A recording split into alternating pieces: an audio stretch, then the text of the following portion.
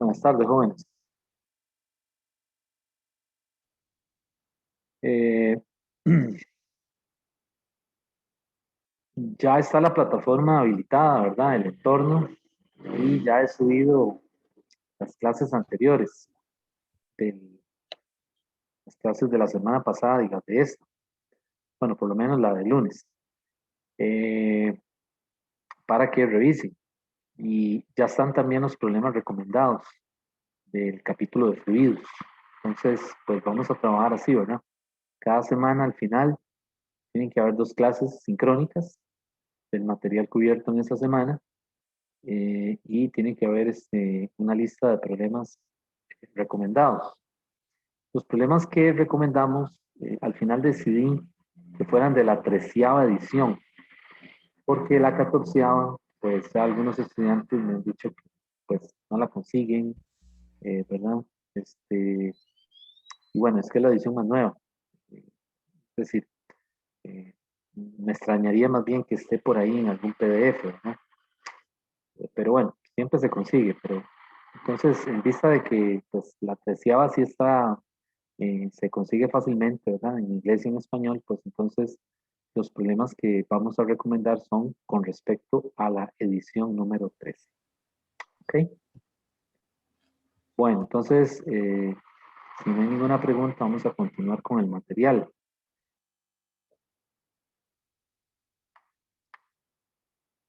La clase pasada de lunes, estábamos viendo el principio de Arquímedes, ¿verdad? Y habíamos quedado en hacer un problema de ese material. Entonces, vamos a comenzar la clase hoy haciendo un par de problemas de Arquímedes, que ya es lo último que nos falta para terminar con la parte de estática de fluidos. El problema que voy a hacer es un problema de examen, un problema que ya había salido por ahí, un examen en la modalidad presencial, que ilustra bastante bien el concepto de principio de Arquímedes. En Arquímedes los problemas hay de todo tipo, ¿verdad? Hay unos que son un poquito más volados, ¿verdad? Más a la hora de visualizar el problema quizás cuesta un poco más, pero es decir, por eso los dividí en un cuerpo totalmente sumergido o parcialmente sumergido, para que sea más fácil el análisis a la hora de resolver un problema de eso. Bueno, lo que tengo aquí en la pizarra es un cascarón esférico que tiene radio A, radio interior A y radio exterior B. En realidad no conozco, digamos, el, el espesor, ¿verdad? Como tal. Entonces voy a leer el problema. Dice, un cascarón esférico vacío, o sea, dentro de lo que hay es aire, hecho de plomo y cuya masa son 10 kilogramos, es plomo, se encuentra sumergido en agua de mar, admitiendo que la superficie del agua toca tangencialmente el radio exterior del cascarón, como se aprecia en la figura. Calcule los radios interior y exterior del cascarón. O sea, le está diciendo que halle la A y la B. ¿Okay? Y le dice que la densidad del plomo es 11.300 kilogramos sobre metro cúbico.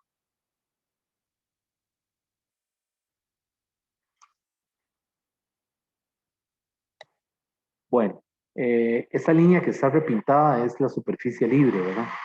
Lo que habíamos dicho la vez pasada en fluidos, ¿verdad? La superficie libre del fluido, que suponemos que es plana, ¿verdad? Eh, y el radio exterior es tangencial a esa superficie, ¿sí? En este punto. Esa forma de interpretar el problema es para decirle que el cuerpo está completamente sumergido, ¿verdad? Bueno, entonces tenemos que calcular el radio A y el radio B. ¿Qué datos tenemos? Tenemos la masa del cascarón y tenemos la densidad del cascarón. ¿Okay? Entonces, ¿Cómo podríamos comenzar aquí aplicando el principio de Arquímedes?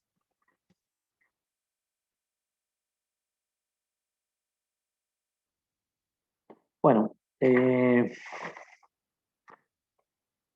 principio de Arquímedes lo que dice es que la fuerza de empuje, el empuje, ¿verdad? Que se le llama con una B mayúscula o también FB, es igual al peso del fluido desplazado. Y lo simbolizo con una F y una D, ¿verdad? Ok, entonces esta masa, pues yo la llamé con M y necesito definir otras variables, ¿verdad? La ρ para mí va a ser la densidad del agua de mar. Densidad del agua de mar, que es un dato conocido, ¿verdad? Esa densidad anda en 1024, 1024, 1025, ¿verdad? Es un poquito mayor que la densidad del agua dulce debido a la concentración de sal, ¿verdad?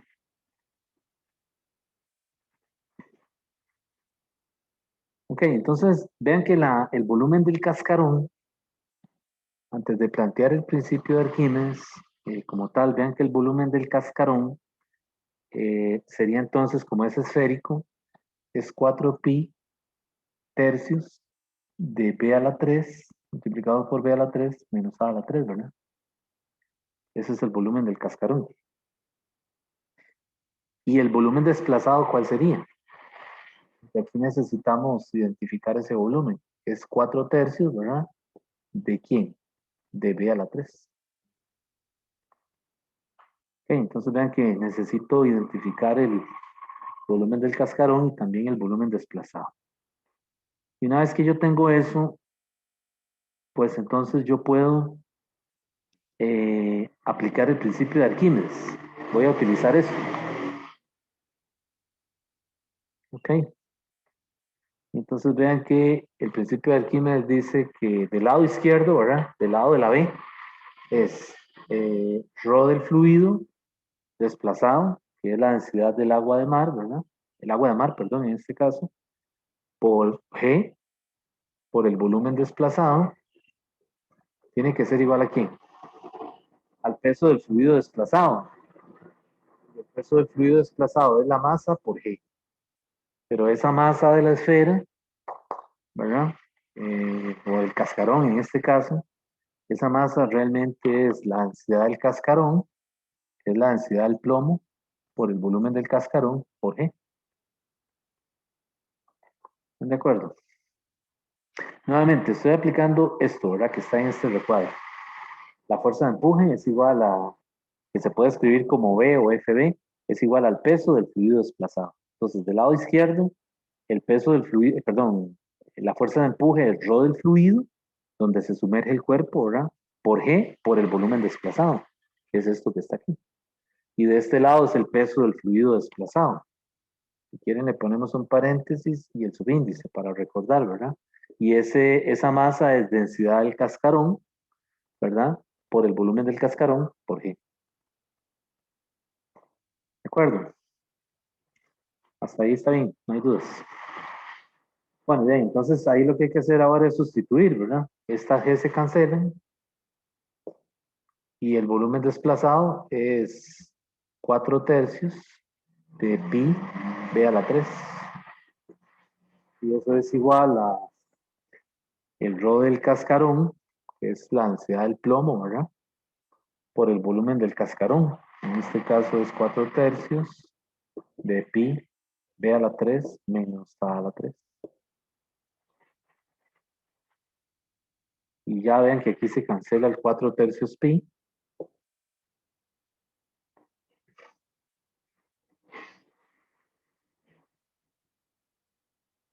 Y me queda, puedo de ahí despejar la A. A a la 3 es igual a b a la 3 1 menos ρ entre ρ c.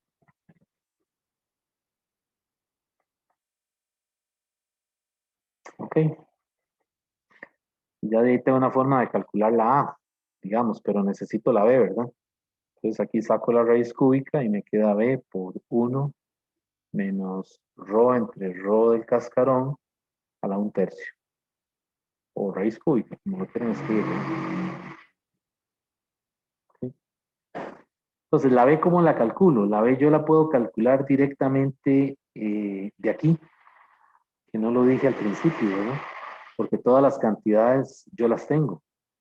Es decir, si yo despejo de aquí,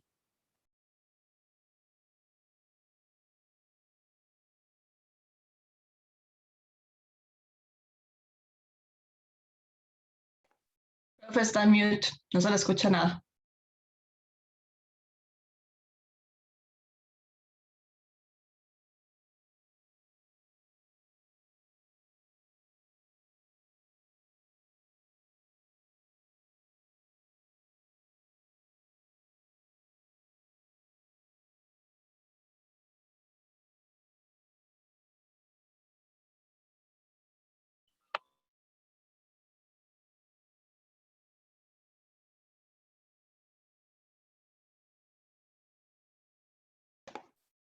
Profe, no le ha quitado lo silenciado, sigue silenciado.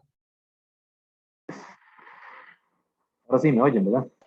Sí, ahora sí, ahora sí. Ok, es que se cayó la señal.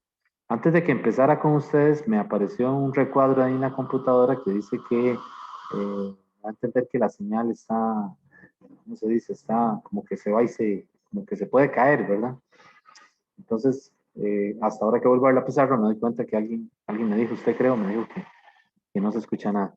Y no sé, parece como que cuando se cae la señal, se silencia automáticamente el micrófono, me parece a mí.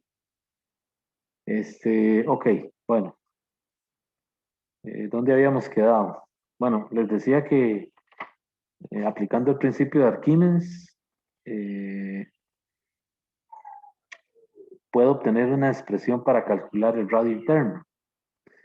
Y el radio externo ya de por sí lo podía calcular antes de aplicar el principio, porque lo puedo sacar de aquí, ¿verdad? El radio externo, de ahí. El volumen del cascarón realmente es el volumen desplazado. Recuerden que este es el caso en donde el cuerpo está completamente sumergido, ¿verdad? Entonces el volumen del objeto coincide con el volumen desplazado. Y entonces, de ahí, eso ya ¿cómo se llama? Nos aprovechamos de eso porque de ahí, densidad masa entre volumen. Entonces lo que hice fue que despejé de aquí, ¿verdad? Y de ahí puedo sacar la B.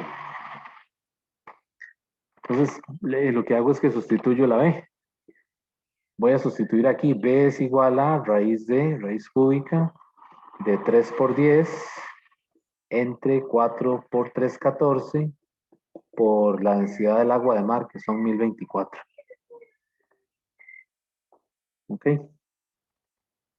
Y eso me da 0.133 metros, que en centímetros sería 13.3 centímetros. Y ese es el radio exterior, 13.3 centímetros. Claro, ya con eso, pues ya lo tenemos listo, ¿verdad? Porque cojo el 13.3 centímetros y vengo y lo sustituyo aquí. Y lo demás ya es conocido, ¿verdad? 13.3, este es un factor adimensional, que sería 1 menos el cociente de las densidades. Esas densidades son 1024, la densidad del agua de mar, entre la densidad del cascarón, que es la densidad del plomo, que nos están diciendo que es 11.300. Ok, y eso a la 1/3. Nos tiene que dar menor, ¿verdad? Porque es el radio interno. Entonces, haciendo el cálculo, a mí me da ahí 12.1 centímetros.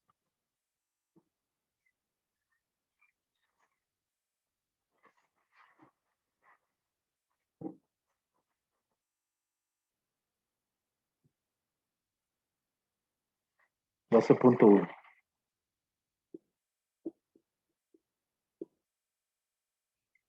Y ahí estaría el problema resuelto, ¿verdad? ¿Dudas?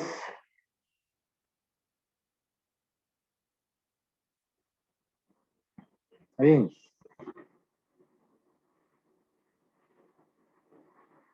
dudas? Ok, déjeme ver porque creo que aquí estoy, sí estoy grabando. Bien, entonces ese es un ejemplo de un problema resuelto con Arquímedes. Vamos a hacer otro.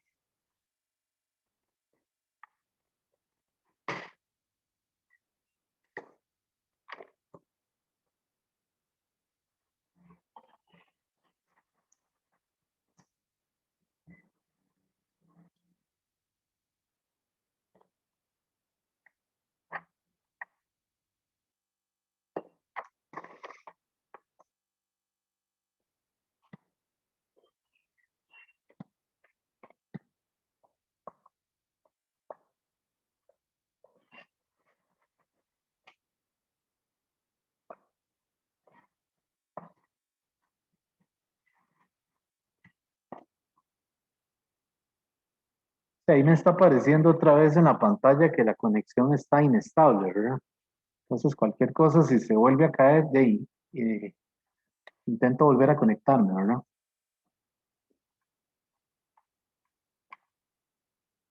Por aquí ha estado lloviendo demasiado. Bueno, este es un problema de un trozo de madera. Dice, un trozo de madera que tiene 0.6 metros de longitud. Le da las dimensiones, ¿verdad? Las dimensiones son, dice que son 0.6 metros de longitud. Ok, 0.25 metros de ancho y 0.08 metros de espesor. ¿Okay?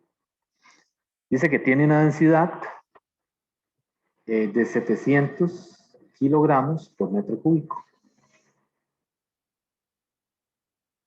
Entonces, la primera pregunta que le hacen, la parte A, le dice lo siguiente: ¿qué volumen de plomo? Y le dan la densidad del plomo, que ya la tenemos por ahí, son 11.300 kilogramos por metro cúbico. Le dice qué volumen de plomo debe sujetarse a su base para hundir la madera en agua tranquila, de manera que su cara superior quede a ras del suelo. O sea, qué volumen de plomo debe colocarse, ¿verdad?, encima de la madera. Eh, sujetarse a su base para hundir la madera en agua tranquila, de tal manera que su cara superior quede a ras del agua. O sea, es algo así, ¿verdad? La madera está flotando, ¿ok? Y después se le agrega, se le pone por debajo un trozo de plomo,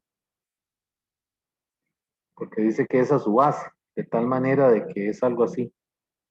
La madera ahora, el cubo de madera queda con la cara superior al nivel del agua y hay un trozo de plomo en la parte inferior. Entonces esta es la madera y este es el plomo. ¿De acuerdo? Y este es el nivel del agua, ¿verdad? Entonces vean que la madera es menos densa que el agua, ¿verdad? De tal manera de que es un caso en donde el cuerpo está, ¿cómo se dice?, parcialmente sumergido, está flotando. De manera de que cuando se le adhiere este trozo de plomo, eh, la termina de hundir, ¿verdad? Pero la cara superior queda eh, a nivel es decir, queda con el nivel del agua, ¿verdad? Ok, esa es la parte A. Me está diciendo cuál es el volumen de plomo necesario. Esa es la incógnita. Y la parte B del problema es más sencilla. Le dice que qué masa tiene ese volumen de plomo. Esa es casi inmediata, ¿verdad? Porque es usar la fórmula de densidad eh, masa sobre volumen, ¿verdad? Entonces esta es muy fácil, ¿verdad? Tal vez la que nos va a dar más trabajo es esta, cómo calcular ese volumen.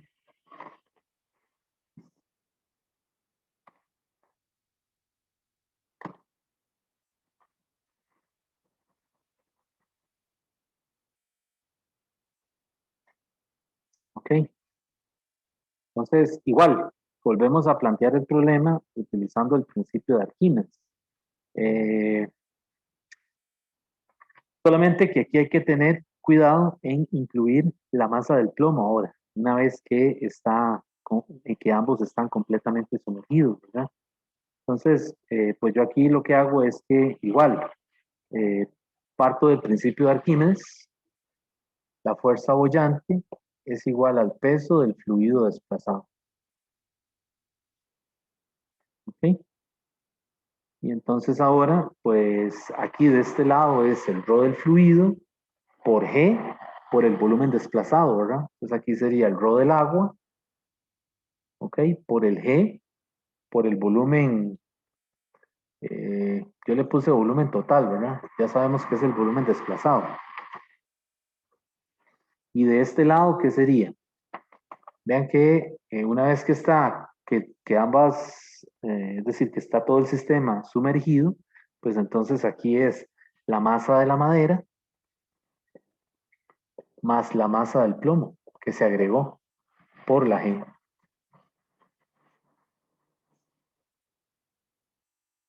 ¿Ok? Y yo le puse volumen total aquí para recordar que, bueno, la G se cancela y me queda entonces ρ del agua por el volumen de la madera más el volumen del plomo, que es la que me están pidiendo, ¿verdad? Y esto es igual a masa de la madera más la masa del plomo por G. Digo, por G no, porque ya está, ya lo cancelamos, ¿verdad?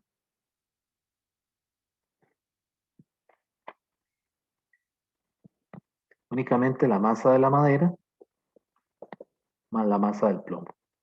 Así. ¿Está bien?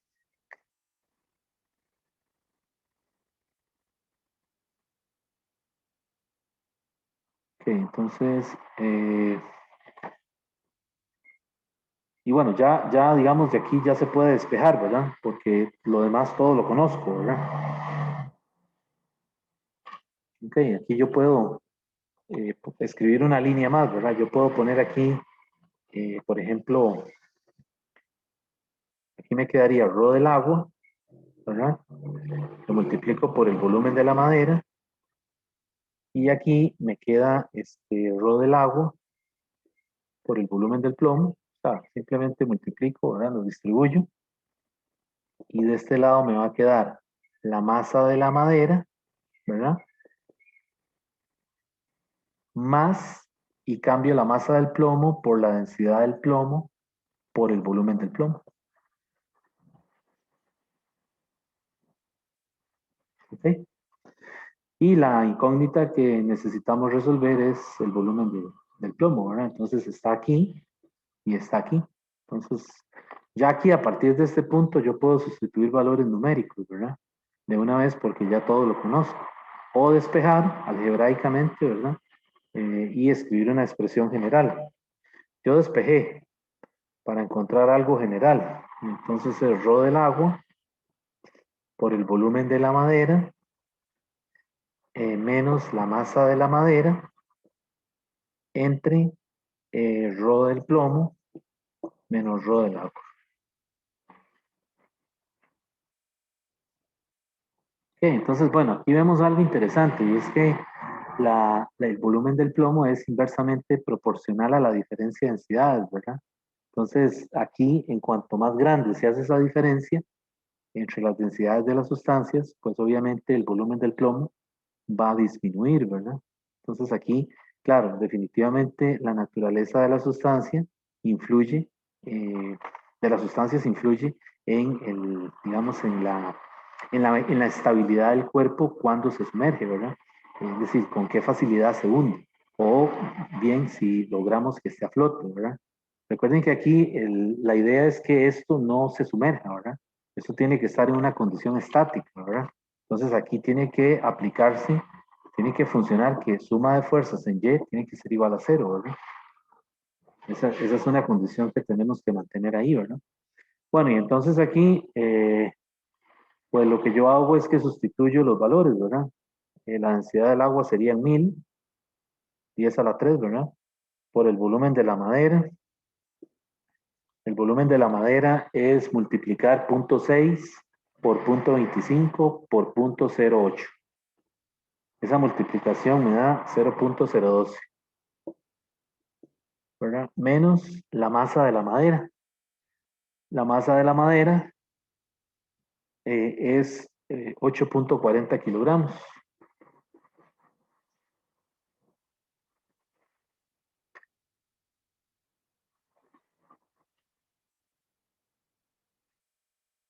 ¿De dónde salió esa? Bueno, esa sale de que yo puedo multiplicar la densidad, los 700, yo puedo multiplicar por 0.012, el volumen que acabo de obtener de aquí, y ahí me da la masa de la madera, 8.40. Voy a quitarle las unidades, ¿verdad? Dividido entre eh, la diferencia de las densidades, que aquí serían 11.300, ¿verdad? Menos 1.000. Y ahí tengo el volumen del plomo. El volumen del plomo que se tiene que agregar es 3.50 por 10 a la menos 4 metros cúbicos, ¿verdad? Vean que es una cantidad muy pequeña, ¿verdad? Porque obviamente el plomo, lo que les decía, ¿verdad? La diferencia de densidades, el plomo es un material, es un metal muy denso, ¿verdad? Es casi como el mercurio. Ok, entonces tiene que ser una pieza de un tamaño considerablemente mucho menor, ¿verdad? Para que apenas logre hacer que la caja de madera baje, ¿verdad? Y quede a nivel de la superficie libre del agua. Entonces el volumen es ese, 3.50 por 10 a la menos 4 metros cúbicos. Y ya luego la parte B, lo que les decía, es la masa del plomo. La masa del plomo ya no es fácil porque es densidad por volumen, ¿verdad? Entonces multiplicar la densidad por el volumen que acabamos de obtener y eso me da 3.96 kilogramos. Vean que es una caja, es algún tipo de cubo, ¿verdad? Que tiene una masa de casi 4 kilos. Ahora, 4 kilogramos es considerable, ¿verdad? O sea, tampoco es que es una cantidad pequeña en términos de masa. Pero vean también la masa de la madera, ¿verdad? La masa de la madera son 8.40 kilogramos, ¿verdad?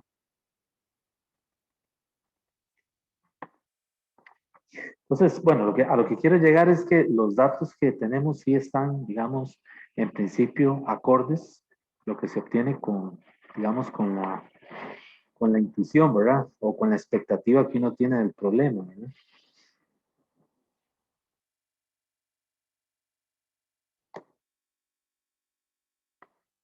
Bueno, ¿alguna duda de ese problema?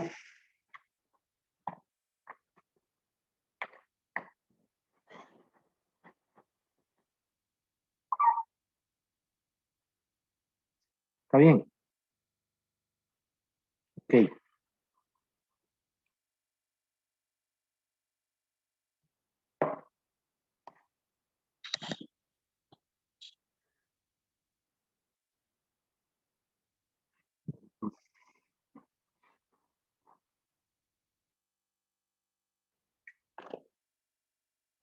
Bueno, vamos a comenzar, jóvenes, a ver la parte dinámica de fluidos.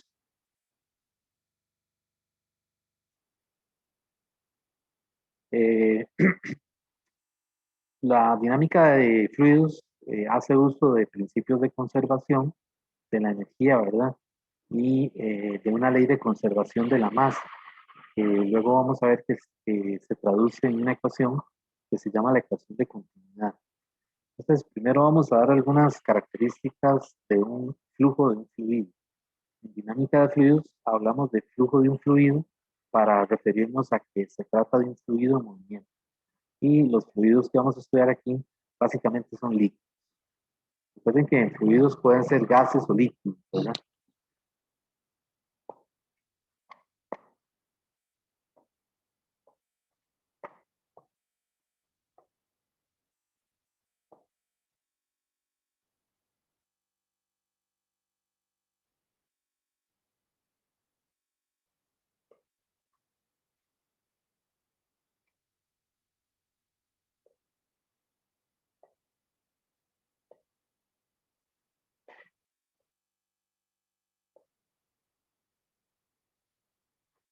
Dinámica de fluidos. Bueno, aquí, como les decía, utilizamos el concepto de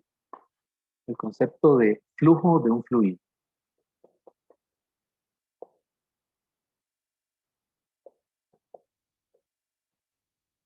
Por varias razones, porque la dinámica de fluidos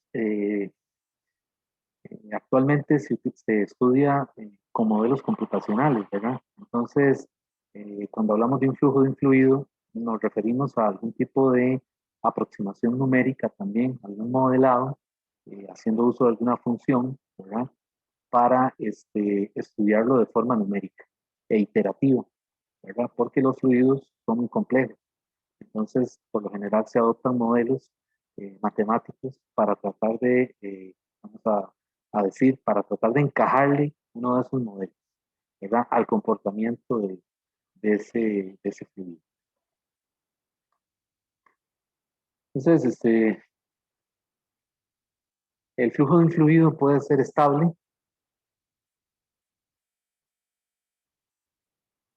o puede ser turbulento.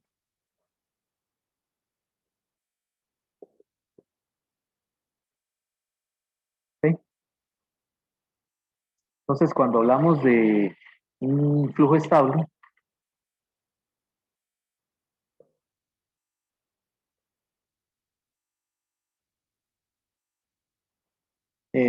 pues es aquel flujo en donde todas las partículas del fluido tienen la misma velocidad en un punto dado y siguen una trayectoria uniforme, tal que las trayectorias de diferentes partículas nunca se cruzan. O sea, lo primero es que cuando es un flujo estable, todas las partículas del fluido tienen la misma U.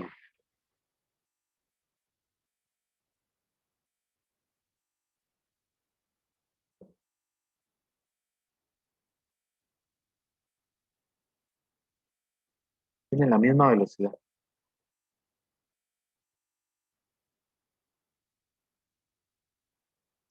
¿Sí? Y dice que siguen trayectorias, por ejemplo, estas que estoy haciendo aquí. Profe, ¿Sí? ¿todas las partículas de este fluido tienen la misma velocidad en un punto en específico o alrededor de todo el espacio? No, en un punto en particular de ese fluido. Es decir, Ok, gracias. ajá, ok. Sí, vuelvo tal vez no lo aclaré. Todas las partículas del fluido tienen la misma velocidad en un punto dado. Cuando me refiero a un punto dado, me refiero, digamos, a una sola línea de estas. Entonces, digamos, estas líneas que yo estoy dibujando se llaman líneas de corriente. Y esas líneas de corriente, un punto en particular tiene una velocidad U. Esa velocidad es constante. No solo es constante, sino que también tiene la particularidad de que el vector es tangente a la trayectoria.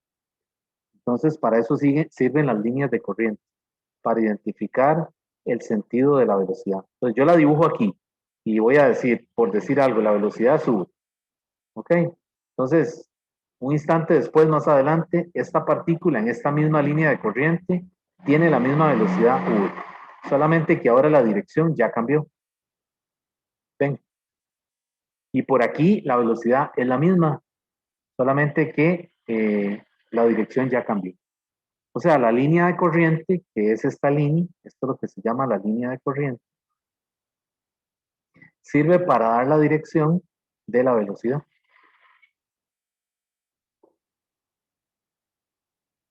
Ok, entonces no confundamos la línea de corriente con el vector de velocidad. Ok, entonces cuando yo digo que tienen la misma velocidad, es en una línea de corriente. Quiere decir que en la siguiente línea de corriente es posible que las velocidades no sean las mismas. Sin embargo, el flujo es estable. ¿Verdad? Ya vamos a compararlo con el caso del flujo turbulento. ¿Sí? Y la otra cosa es que las trayectorias nunca se cruzan. O sea, nunca vamos a observar una línea de corriente que haga esto y que otra haga esto. O sea, que se crucen. Eso nunca ocurre.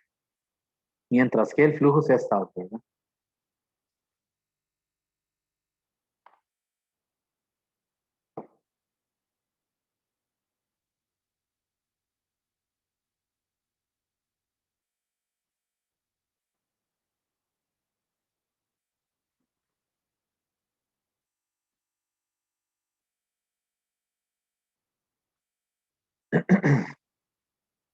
Entonces, dijimos que también el flujo de un fluido puede ser turbulento.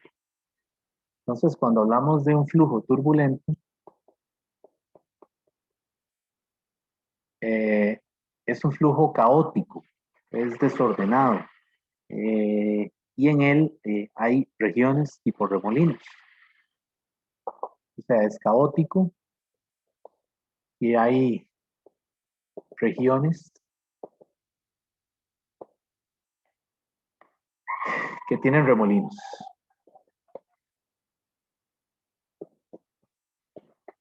Y si hay remolinos, ¿qué podemos decir? Por ejemplo, un huracán, ¿verdad?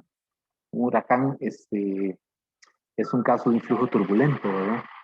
O el caso de no sé si han visto, por ejemplo, cuando alguien enciende un cigarrillo y lo coloca en el cenicero, si vemos cerca de digamos, ¿cómo se llama? De donde está prendido, ¿verdad? Se ve que el flujo es estable. Es decir, vamos a ver unas líneas rectas, ¿verdad? Que más o menos se parecen a las líneas de corriente. Sin embargo, un poco más arriba, si uno ve el humo del cigarrillo, un poco más arriba, se comienzan a hacer como remolinos, ¿verdad? Entonces, es una combinación de un fluido estable al principio, ¿verdad? Y luego se vuelve caótico, ¿verdad? Porque aparecen remolinos. Entonces, en el caso de los flujos turbulentos, por ejemplo, ellos tienen momento angular, ¿verdad? Tienen L, tienen un L en torno al eje de rotación del fluido, ¿verdad? ¿Okay? En el caso del flujo estable, no, porque se trata de un movimiento con velocidad constante, ¿verdad?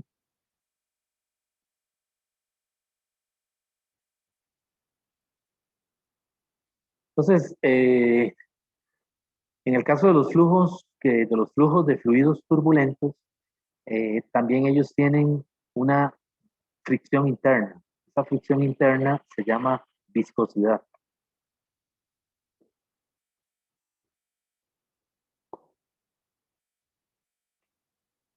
Y la viscosidad, pues, se asocia con la resistencia, que tienen dos capas adyacentes de fluido para moverse una con respecto a la otra. Es decir, los primeros que estudiaron los fluidos en el siglo XIX, bueno, en el siglo XVIII también, pues se imaginaron el fluido como que si estuviera compuesto de capas. Entonces, por ejemplo, ellos se imaginan un aceite, ¿verdad? Como que si fueran capas deslizándose una sobre la otra. Como que si tuviéramos el juego ese del dominó, ¿verdad? Que van poniendo piezas, ¿verdad?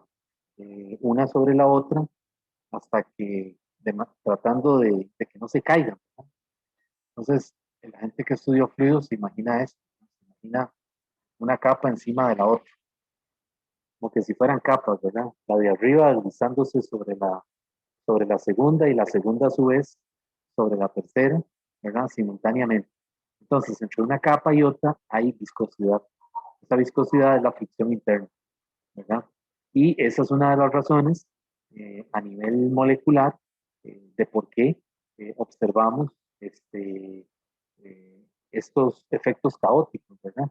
No sé si han visto, por ejemplo, el champú o el aceite, ¿verdad? Cuando usted lo vierte, lo pasa del recipiente, trata de vaciarlo, o el jabón de manos, ¿verdad? Se nota que fluye muy lentamente, ¿verdad? En cambio el agua no, el agua si usted quiere pasar un contenido de una botella a otra, lo hace rápidamente, ¿no? Eso se debe a la viscosidad. La viscosidad en este caso la viscosidad del agua, perdón, es muy baja. Entonces eso hace que fluya rápido. Entonces hay sustancias que tienen viscosidades bajas, por ejemplo la gasolina, el alcohol, el agua, ¿verdad?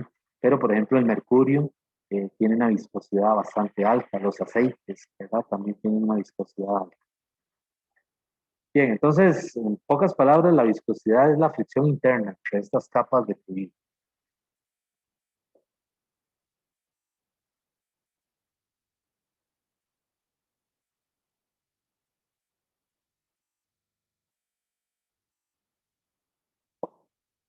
Esta idea de las capas, una deslizándose sobre la otra, es una idea de Newton, ¿verdad? Cuando Newton desarrolló la mecánica, Él, en esa época ya también estaban estudiando los fluidos, ¿verdad?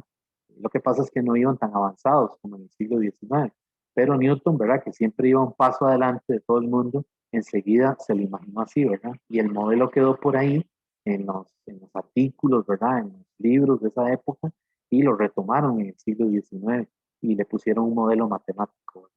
Pero la idea de ver un fluido como una colección de capas es original de Newton, ¿no? Y funciona, ¿verdad? Es decir, cuando se estudian los fluidos desde un punto de vista matemáticamente más profundo, ¿verdad? Usando matemáticas más complejas, el modelo de las capas es fundamental, ¿verdad? Para entender otros efectos que aparecen en los fluidos. Entonces, bueno, los fluidos reales son muy complejos, ¿verdad? Es decir, estudiar un fluido en sus condiciones reales hay que tomar en cuenta un montón de factores que lo describen, ¿verdad?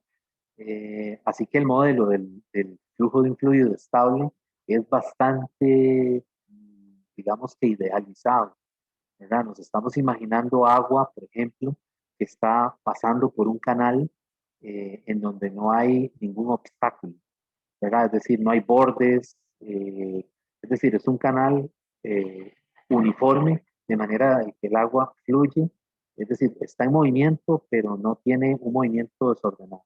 Imagínense como un canal de esos de riego, ¿verdad? Que utilizan en las fincas. El agua va pasando, ¿verdad? Pero, es decir, no hay ningún mecanismo externo que la obligue a que acelere, sino que ella simplemente se mueve por el canal eh, usando la gravedad. ¿Okay? Entonces, ese modelo, eso se parece a un flujo de un fluido estable. ¿De acuerdo? Pero si ya hay algún agente externo, una bomba, por ejemplo, que impulse el agua, ya le va a producir, ¿cómo se dice? Regiones donde hay turbulencia. Y entonces ya eso no es estable.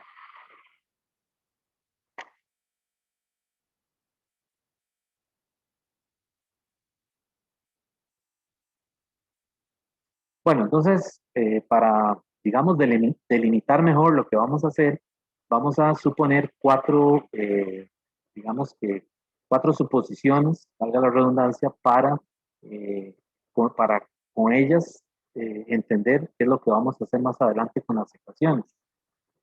Está cayendo un aguacero que parece un diluvio, ¿verdad?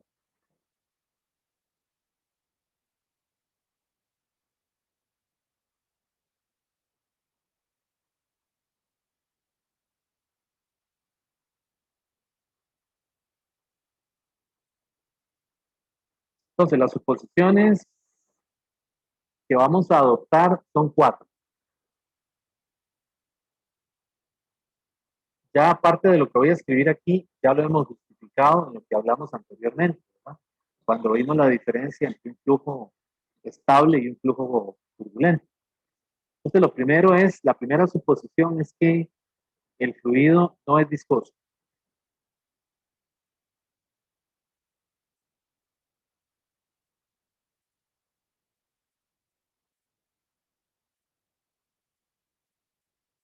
Profe, esas suposiciones son para ambos tipos de fluidos. Ya voy, porque es que no le oí nada. Deme un momentito. Dígame ahora sí. Que si estas suposiciones son para ambos tipos de fluidos. No, esto que vamos a decir es para trabajar con un flujo de un fluido estable. Ok. Estable, sí. Okay, entonces el fluido obviamente no es viscoso por las condiciones que ya dijimos, ¿verdad? Porque entonces tendría turbulencia. Okay, esa es la primera. Entonces aquí despreciamos la fricción interna. La otra, la dos, el fluido es estable. Ya vimos por qué, ¿verdad?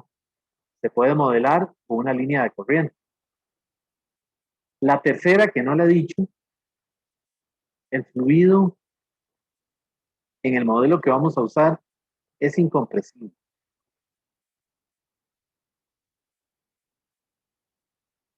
¿Qué quiere decir eso de que sea incompresible? Y que no se puede comprimir, ¿verdad?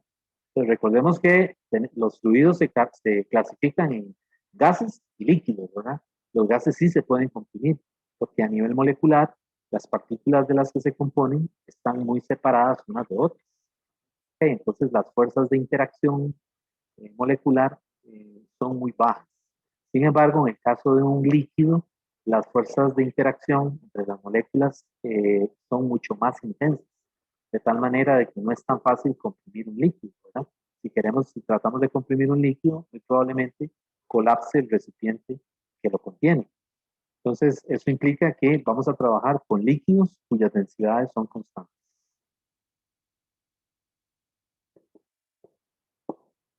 Rho es una constante. ¿Ok? Y la cuarta suposición es que el fluido es irrotacional.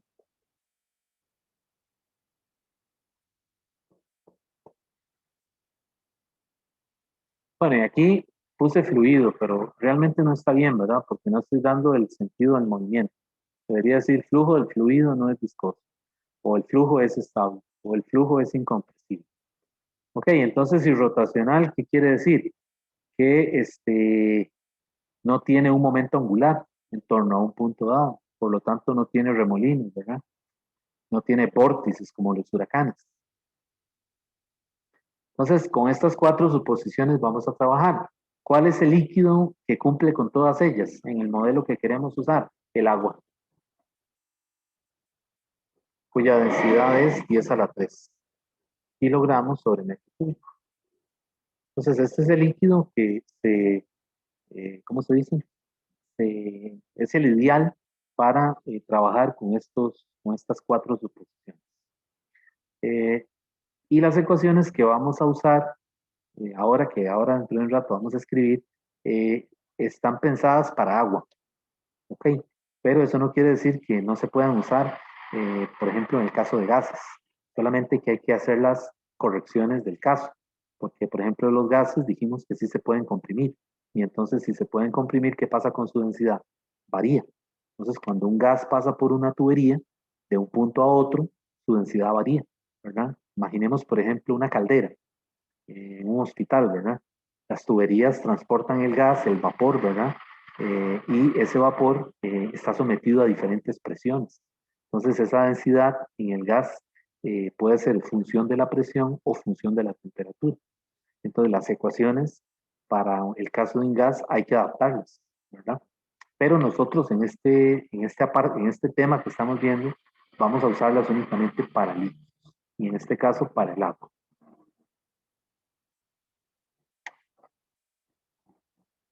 Bueno, entonces,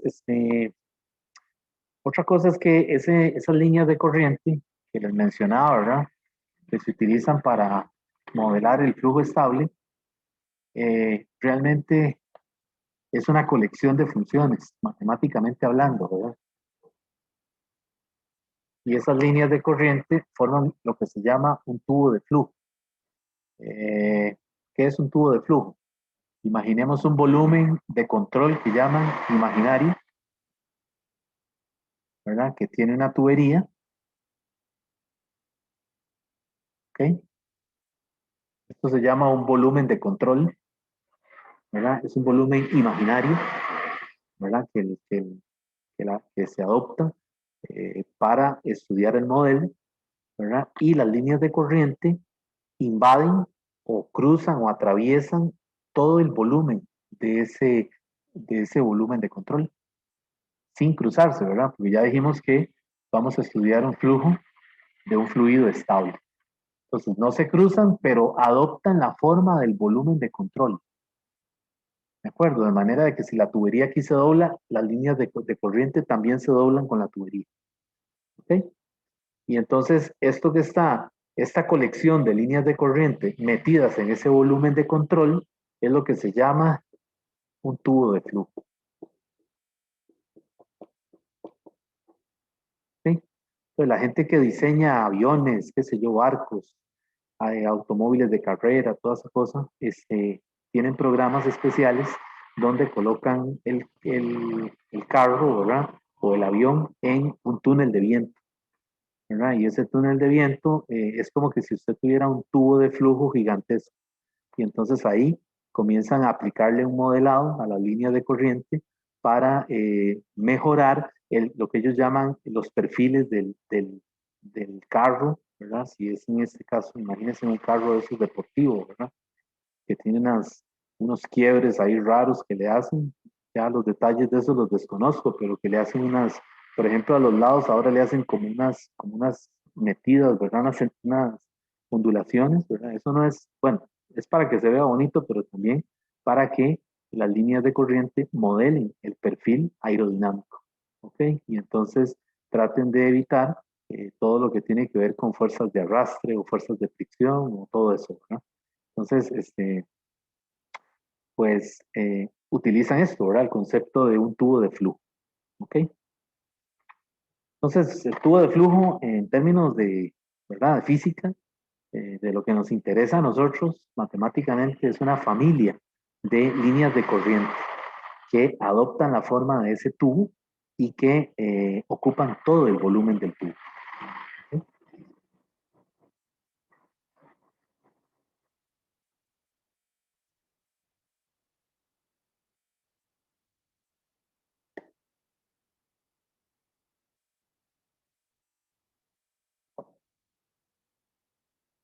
Bueno, entonces,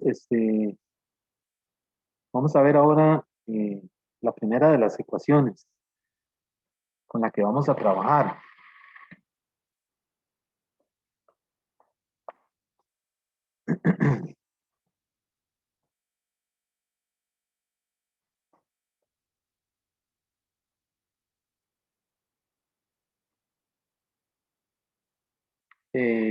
Vamos a suponer que tenemos una tubería.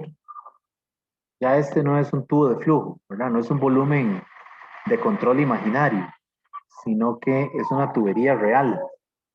Entonces, es una tubería que le hacemos una boquilla así, ¿verdad? Y tiene una salida aquí. Aquí podemos escoger una porción en la salida que tenga un ancho delta x2 en el punto 2.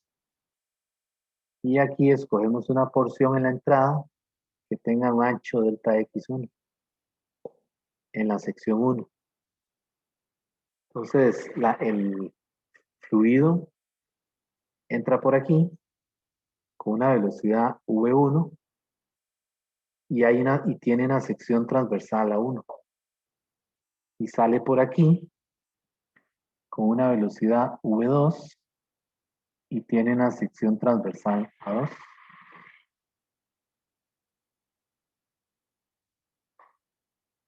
Entonces, lo que vamos a estudiar ahora es una ecuación que se llama la ecuación de continuidad.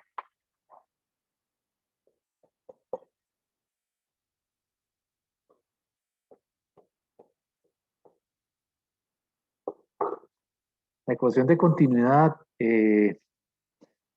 responde, digamos, o es la versión matemática de una ley de conservación del flujo. Cuando hablamos de una ley de conservación del flujo, del fluido, nos referimos a que todo lo que entra por la sección transversal A1 tiene que salir por la 2. O sea que en el camino no hay pérdidas o fugas. ¿Ok? Ese es un caso idealizado, porque realmente hay problemas en donde hay pérdidas de camino, ¿verdad? Y entonces hay que considerarlas a la hora de estudiar la sección 2, ¿verdad?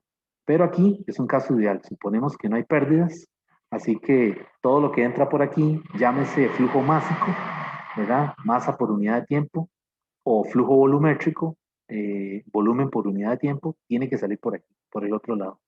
Y por eso le llamamos la ecuación de continuidad. ¿Ok? Entonces, como dijimos que es un líquido incompresible, pues todo el líquido en cualquier punto tiene densidad ρ, ¿verdad? Porque vamos a suponer que es agua. Entonces, si yo estudio esta porción de la masa de fluido, digamos, de aquí, esa masa va a ser, esa masa 1 que se está moviendo, es ρ por A1 por delta x1. Imagínense como que si pudiéramos ver esa porción de masa cilíndrica moviéndose a través de la tubería. No sé si han visto, por ejemplo, alguna manguera de esas de albañil, cuando la evacúan, quedan porciones de agua adentro. Y cuando tratan de volverla a llenar, uno ve las porciones donde se van moviendo. Bueno, algo así hay que imaginarse aquí, ¿verdad? Es una porción a la entrada y una porción que se va moviendo a la salida. Entonces, la de la entrada es ρ a 1 delta x1. Y esto también es ρ a 1 y delta x1 es v1 por delta t. ¿Verdad? Esto es velocidad por tiempo. Y la masa 2, la porción cilíndrica que sale ahí, es lo mismo, ¿verdad? Rho por A2 por delta X2, que sería Rho por A2 por V2 delta T. ¿Ok? Y vean una cosa, jóvenes, para que no lo vayamos a confundir. Vean que a la velocidad V2 y a la 1, yo hice la V recta y le puse flecha, porque quiero enfatizar que es un vector.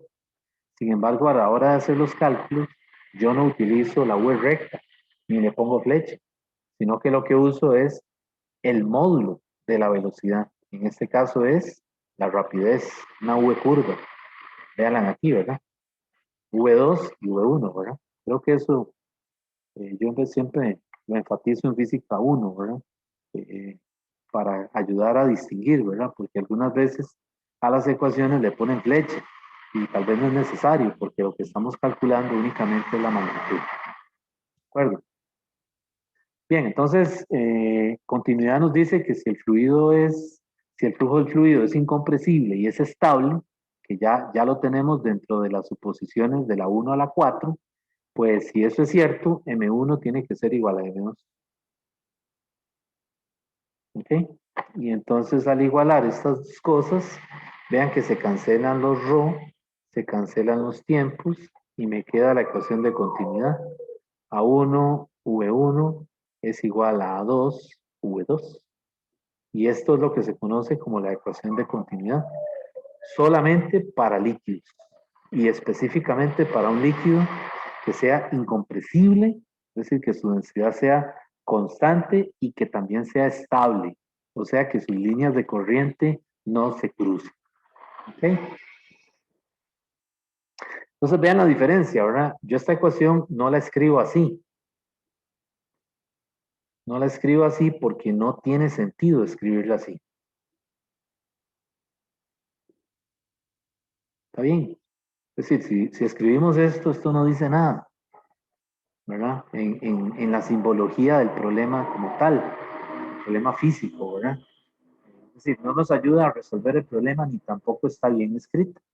Sin embargo, si ponemos las magnitudes de esas velocidades, entonces sí, los módulos sí es lo que necesitamos para resolver un problema, ¿verdad? Igual en física 1, ¿verdad? Yo he visto gente que le pone, esto es un paréntesis, ¿verdad? Yo he visto que hacen esto, ¿verdad? Escriben fuerza de fricción cinética, ¿verdad? Y le ponen MUK y le ponen fuerza normal y le ponen flecha. Esto no está bien escrito. ¿De acuerdo? No está bien escrito porque aunque las fuerzas de fricción y la normal son vectores, realmente las flechas aquí no influyen en nada a la hora de estudiar el movimiento relativo con respecto a la superficie. Entonces, ponerle flechas ahí no nos va a ayudar en nada. Igual aquí, ¿verdad? Entonces, estas dos cosas, mejor no escribirlas así, ¿verdad? Bueno, entonces esta es la ecuación de continuidad. Y les decía que es una conservación, una ley de conservación del flujo, ya sea el flujo másico o el flujo volumétrico. Entonces, cuando hablamos de flujo másico nos referimos al m punto. En la notación de las derivadas es de m de t, ¿verdad? O sea, es masa por unidad de tiempo, cantidad de masa que entra por una tubería en la unidad de tiempo. Y cuando hablamos de flujo volumétrico,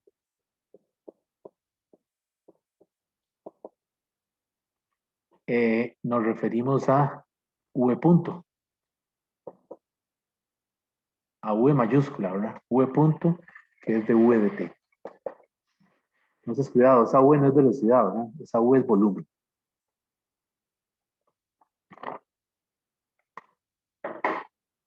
Bueno. Ahora, ¿qué pasa si queremos la versión para gases? Sería ponerle aquí ρ1 y ρ2. ¿Verdad? Si se tratara de que por esa tubería está pasando algún tipo de aire comprimido o algún gas, su densidad varía de un punto a otro, ¿verdad? Entonces hay que poner aquí ρ1 y ρ2. Pero nosotros la vamos a estudiar únicamente para líquidos incompresibles. Entonces la densidad es constante. Entonces no tenemos que acordarnos de la versión para gases. No, la versión para gases no la vamos a usar. Cuando Ok, tomen, gracias. sí, con gusto. Cuando tomen, si alguien toma el curso de dinámica de fluidos, pues ahí sí, estas ecuaciones se las van a complicar mucho más, ¿verdad? Pero es un tema muy bonito, ¿verdad? Es un tema muy interesante. Bien, entonces, pues ya esta ecuación de alguna manera nos es familiar, ¿verdad? Intuitivamente, ¿verdad? Lo que nos dice aquí es que si la velocidad aumenta, la sección transversal disminuye. Y el caso de una manguera, ¿eh? Si uno le tapa el orificio a una manguera, ¿verdad? Cuando está ahí regando el jardín, pues el agua sale más rápido, ¿verdad? Y si la destapa, el agua ya sale más lento, ¿verdad? Entonces, aquí hay una relación inversa, ¿verdad? Entre el área de la sección transversal y la rapidez de salida del fluido por esa sección transversal, ¿verdad? Entonces, una V alta es una área baja, ¿verdad? Sí. M y V a la derecha tienen un punto arriba. Sí. Okay. Sí, es que es la notación que se usa en física cuando hay derivadas temporales. La derivada temporal es una letra con un punto arriba. Eso quiere decir que esa letra se está derivando con respecto al tiempo.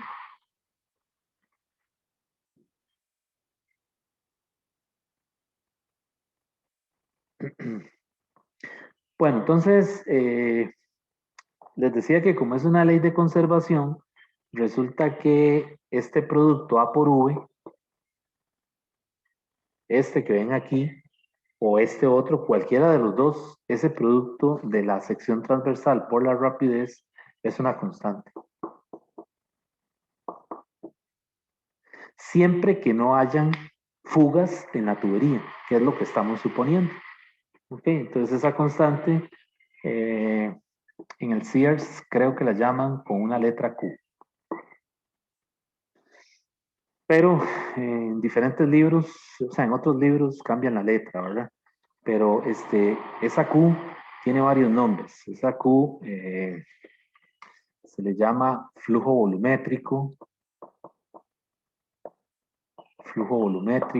que es lo que escribí aquí, ¿verdad? También le llaman razón de flujo, porque lo ven como que si fuera una razón de cambio. Las razones de cambio que le enseñaron a uno en cálculo 1, ¿verdad? Una razón de cambio. También le llaman rapidez del flujo de volumen. Rapidez del flujo de volumen. Pongo todos estos nombres porque en las preguntas en la plataforma, pues hay veces no utilizan una sola, es decir, no se refieren a la Q de una sola forma, sino que a veces le dicen, haya el flujo volumétrico, haya la razón de cambio, haya la razón de flujo, aquí es razón de flujo.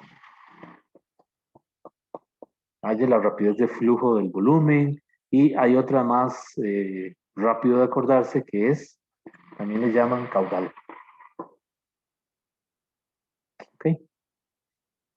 Bueno, resulta que eso es constante. Entonces, como es constante, esta AV también lo podemos ver como la derivada de V con respecto a T, que es lo que escribí arriba, ¿verdad? Entonces, esta es otra forma de, digamos, resolver un problema, ¿verdad? Por ejemplo, cuando se llena una piscina, ¿verdad? ¿Cuánto tiempo se requiere para llenar una piscina hasta el nivel requerido, ¿verdad?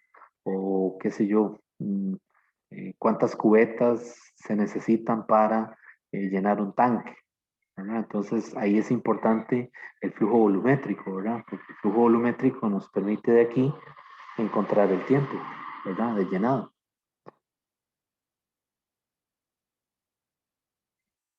Entonces, cuidado, no confundan esta V curva con la V recta mayúscula, ¿verdad? La V recta mayúscula se refiere a volumen. Entonces, claro, ¿cuáles son las unidades de la Q? Que no las hemos dicho, ¿verdad? Serían unidades de área, que son metros cuadrados, multiplicado por unidades de rapidez, que son metros sobre segundo, ¿verdad? Entonces, las unidades de Q son metros cuadrados por metros sobre segundo. Entonces, en el sistema internacional son metros a la 3 sobre segundo. Esas son las unidades oficiales en el sistema internacional. Pero hay otras, ¿verdad? Es decir, por ejemplo, hay litros por minuto, ¿verdad? Galones por segundo. Es decir, cualquier combinación que tenga una unidad de volumen y una unidad de tiempo. Por ejemplo, esta la usan mucho en esta gente, los que trabajan transportando la gasolina, ¿verdad? Cuando van a cargar, ¿verdad? A los sitios donde llenan los camiones, esos camiones gigantescos que abastecen las bombas, ¿verdad? Necesitan una unidad que les permita contabilizar rápido, ¿verdad? Entonces, por lo general, usan galones por segundo, ¿verdad? Porque un tanque de esos camiones, le cabe una cantidad gigantesca, ¿verdad? De gasolina. Entonces necesitan contabilizarlo, cuantificarlo más rápido, ¿verdad?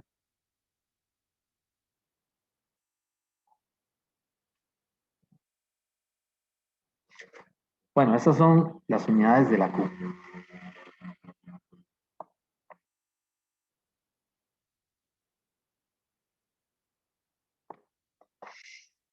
Ok, esa es la primera de las ecuaciones con la que vamos a trabajar aquí en la dinámica de fluidos. La otra ecuación que vamos a ver se llama la ecuación de Bernoulli.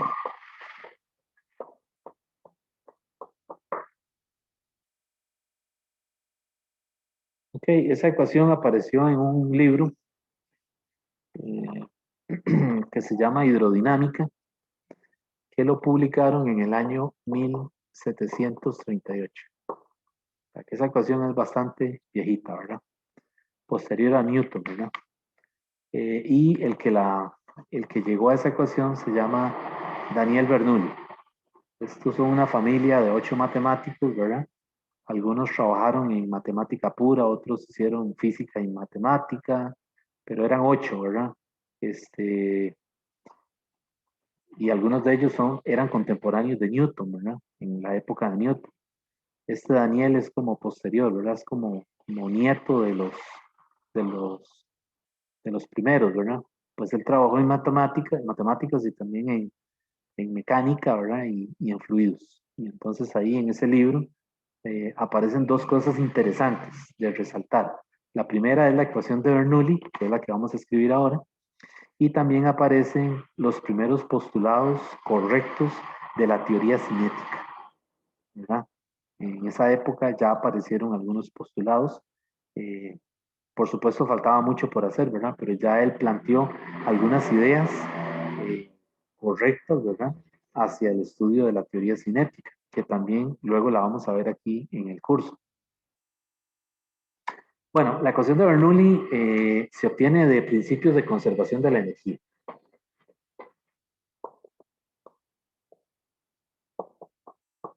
Entonces ahí en el libro de Sears le hacen una deducción.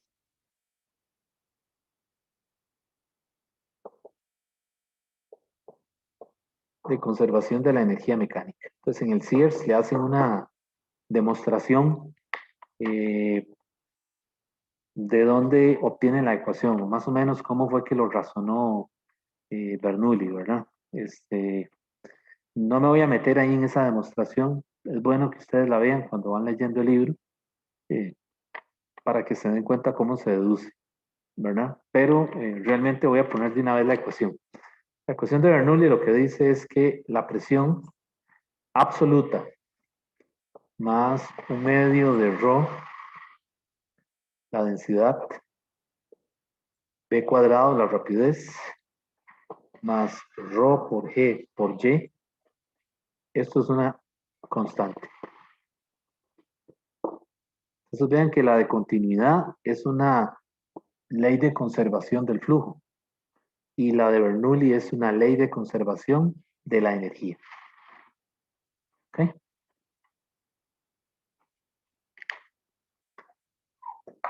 Bueno, entonces,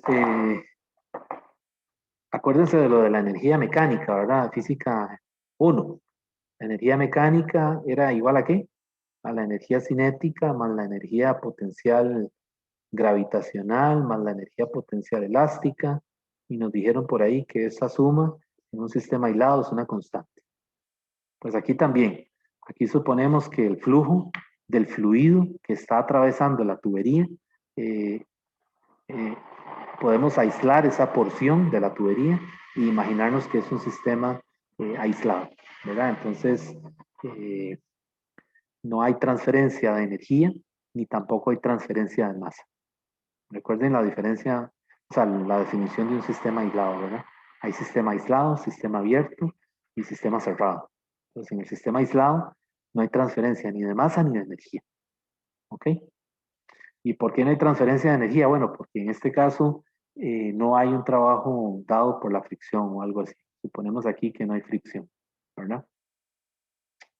Bueno, entonces esta ecuación, pues yo la puedo escribir como una ley de conservación.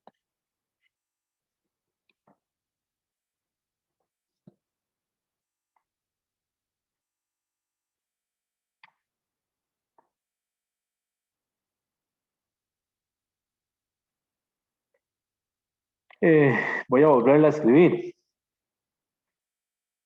Esta ecuación, la de Bernoulli, yo la puedo poner así, P1 más un medio de rho P1 cuadrado más rho G Y1 es igual a P2, ¿verdad? Más un medio de rho P2 cuadrado más rho G Y2.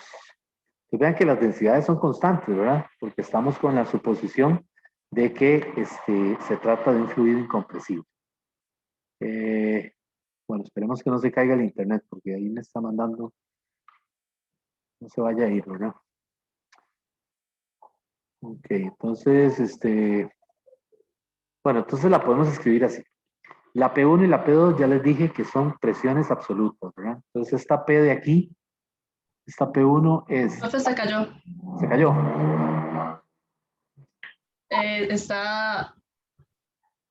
Se pegó mucho, no lo escuchamos nada hace un rato y ahorita está como pequeñito, no sé. Ok, ahí sí la estoy oyendo, pero no sé si se ve bien. ¿Se ve bien la imagen? Yo la veo pixeleada. Que todavía no, es que se cayó justo cuando iba a comenzar a decir la ecuación. Ok. Uy, sí. No, y aquí pareciera que son las 6 de la tarde. O sea, aquí está esto, ya se oscureció todo. Ok, déjenme ver si... ¿Me siguen viendo todavía? Sí, es que yo no sé si ustedes...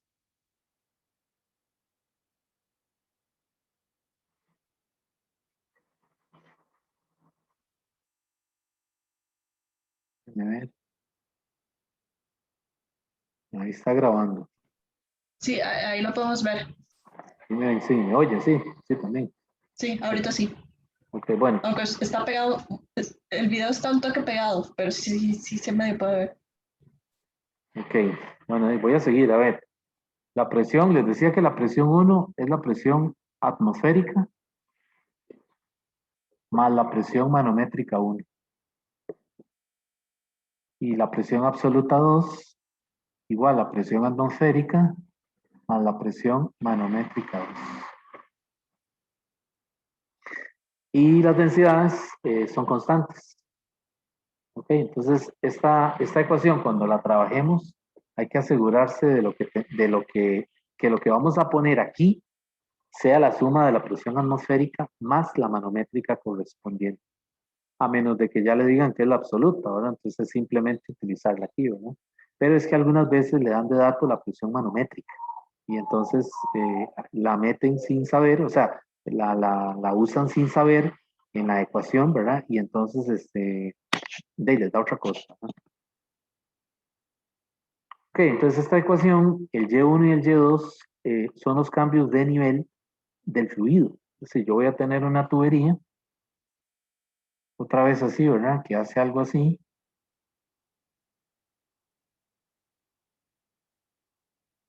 Y tengo un nivel de referencia.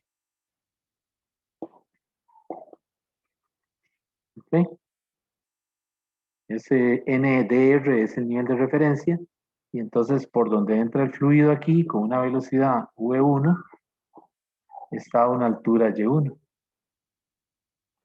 Y por donde sale el fluido arriba está a una velocidad V2 a una altura Y2. ¿Ok? Y igual aquí está la sección, este es el punto 1, ahora aquí está la presión 1. Aquí hay un manómetro que registra la presión manométrica 1 en la entrada. Y aquí hay un manómetro que registra la presión manométrica 2 en la salida. Por eso es que hay que sumarle la atmosférica, porque cuando el fluido entra, está expuesto a la presión atmosférica. Y cuando sale, está expuesto también a la presión atmosférica. Por eso es que hay que usar la presión absoluta, ¿verdad? Porque el fluido se está analizando antes de que entre a la tubería y después de que sale de la tubería. Entonces ese es el detalle, ¿verdad?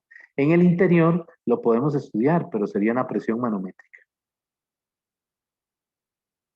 ¿Ok? Y este sería un nivel de referencia.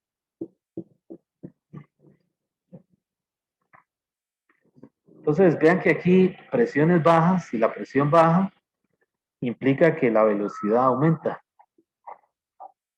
Y si la presión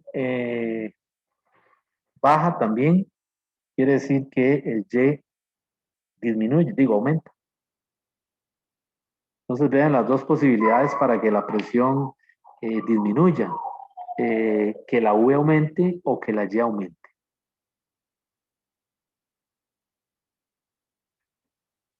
Ok, entonces la ecuación de Bernoulli tiene muchas aplicaciones en ingeniería, ¿verdad? Tiene muchas aplicaciones, eh, eh, una gran cantidad, ¿verdad? Por ejemplo, eh, vamos a ver, en el caso de la gente que coloca tuberías en la calle, ¿verdad? La gente de allá que trabajan con las tuberías madres, ¿verdad? De las tuberías principales, ¿verdad?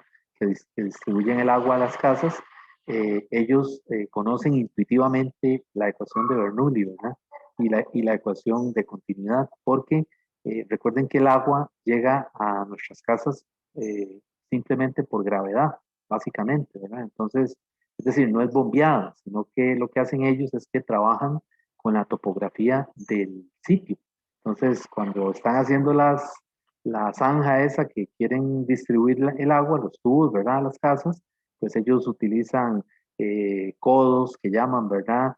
Tubos en forma de T o tubos que tienen un ángulo o tubos que son más estrechos que los llaman obturados, o sea, un tubo que tiene una parte ancha y luego se reduce en una entrada.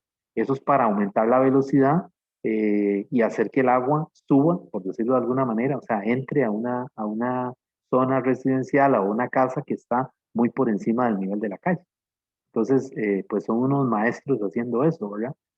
Saben dónde poner codos y toda esa cosa, de manera de que el agua llegue a nuestra casa, ahí al lavamanos, con la presión deseada, ¿verdad?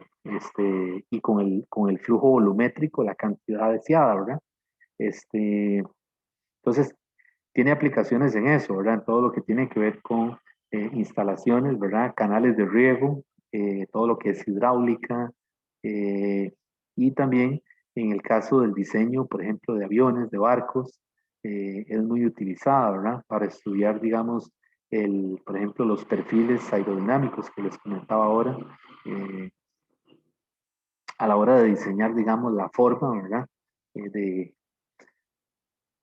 un avión o digamos por ejemplo, de un carro deportivo. Entonces, pues claro, ya esto hoy en día no lo hacen analítico, ¿verdad? Es decir, todo ya está metido en programas, ¿verdad? En software que se usan para modelar esos casos, esas situaciones. Profe, ahí dice que si Y aumenta la presión baja. Si Y aumenta, la presión baja. Sí, correcto. Conforme el fluido vaya ascendiendo, ¿verdad? La presión en el siguiente punto tiene que ser menor, es lo que quiero decir. Comparando ambos puntos, ¿verdad? 1 y 2. Ok, ok.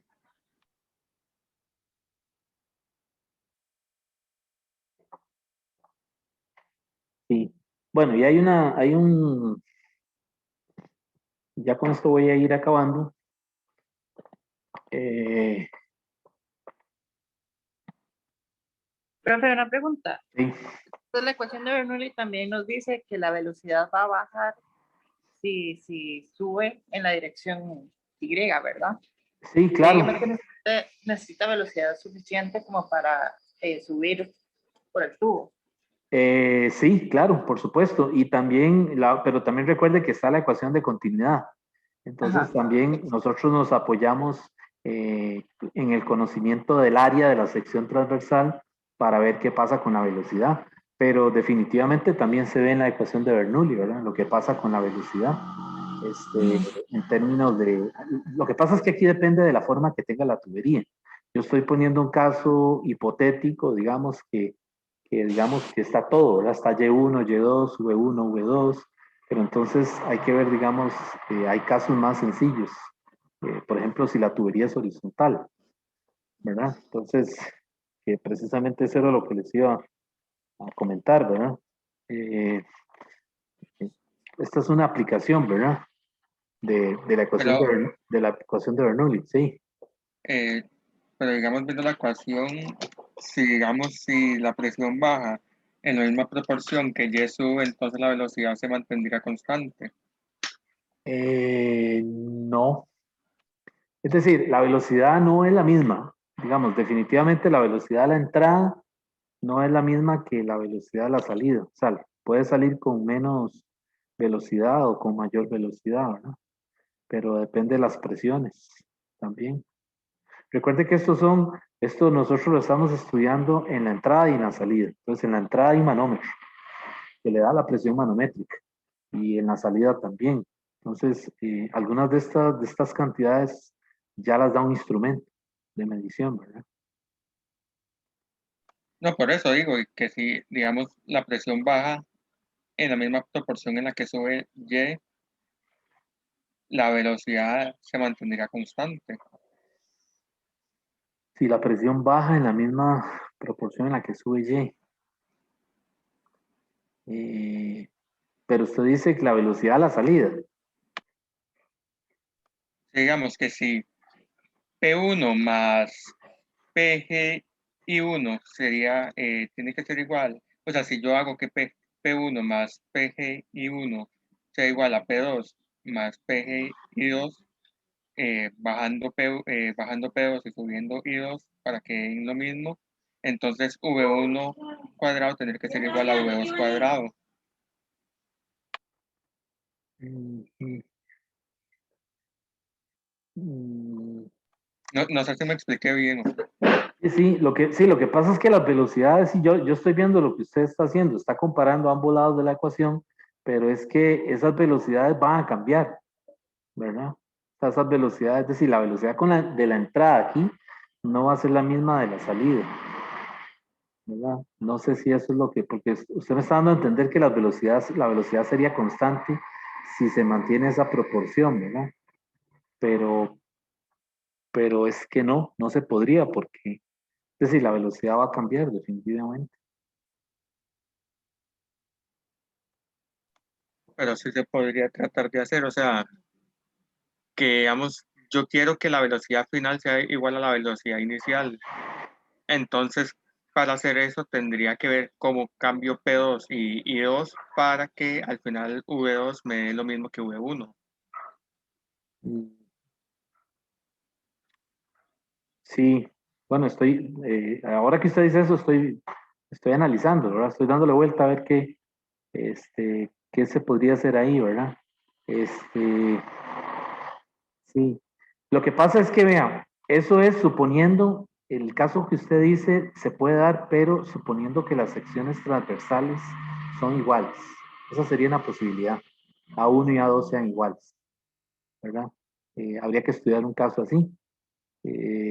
Pero, digamos, en estos problemas, en la mayoría de los casos, la sección transversal aumenta o disminuye. Entonces, eso hace que la velocidad cambie, aunque usted mantenga esa proporción en la presión y la altura. ¿Verdad? Es que tal vez no estamos considerando eso, ¿verdad? El tamaño de la sección transversal en la entrada y en la salida. Que también es un factor que influye, ¿verdad? Pero habría que ver un caso, ¿verdad? Podría ser que habría que ver en estos problemas de Bernoulli, pues muchas veces le dan la figura y entonces uno trabaja con base en la figura, ¿verdad? Para definir quién es Y1, ¿verdad? Quién es Y2, es decir, escoger un nivel de referencia, ¿verdad? Bueno, ok, iba a hacer una aplicación, el tubo de Venturi, pero mejor la voy a dejar para la siguiente clase, para ver mejor las aplicaciones juntas todas de Bernoulli y comenzar a hacer algún problema. Entonces, me recuerdan que quedamos por las aplicaciones, ¿verdad? Íbamos a comenzar a ver el tubo de Venturi. Y además esta conexión otra vez me volvió a salir está diciendo ahí que está inestable. Entonces, vamos a quedar aquí. Continuamos el lunes.